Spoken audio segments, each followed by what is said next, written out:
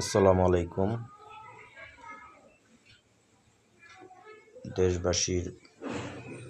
দেশবাসীর ভাইয়েরা বোনেরা যে যেখান থেকে আমার ভিডিওটা দেখবেন, আমার কথাটি একটু শুনবেন, ভিডিওটা না টান দিয়া। যদি ভালো লেগে থাকে অবশ্যই একটা লাইক কমেন্ট শেয়ার করেন, আরও 10 জনকে দেখার সুযোগ করে দিবেন। দেখেন, আমার এই বয়সে আমার ওয়াইফটা চলে গেল, আল্লাহ নিয়ে গেল। আল্লাহ যেটা করছেন আল্লাহর কাছে শুকরিয়া, আল্লাহর কাছে হাজার হাজার শুকরিয়া। আল্লাহর যা করে ভালোর জন্যই করে। আমারও চলে যেতে হবে, এটা কোনো ইয়া নাই। আমার আল্লাহ যতদিন দুনিয়াতে হায়াত দিয়ে পাঠাইছে চলে যেতেই হবে। দেখেন, আসার সিরিয়াল আছে কিন্তু যাওয়ার কিন্তু সিরিয়াল নাই।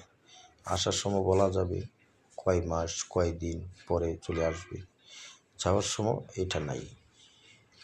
আল্লাহ যখন যারে ডাক দিবে চলে যেতে হবে।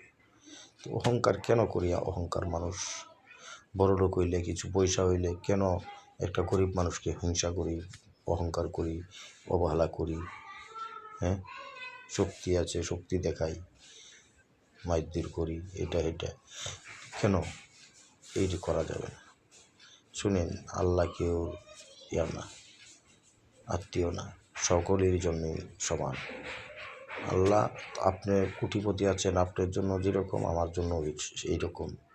আল্লাহ সবার জন্য সমান। আল্লাহ কিন্তু সাধ্যে ছেড়ে দেয় না, এটা মনে রাখবেন। আল্লাহ যারে মাফ করে এই পৃথিবীতে আর কেউ ঠেকাতে পারবে না। আর যাকে মাফ না করবে, এমন কোনো পৃথিবীতে জন্ম হয় নাই তাকে ঠেকাবে।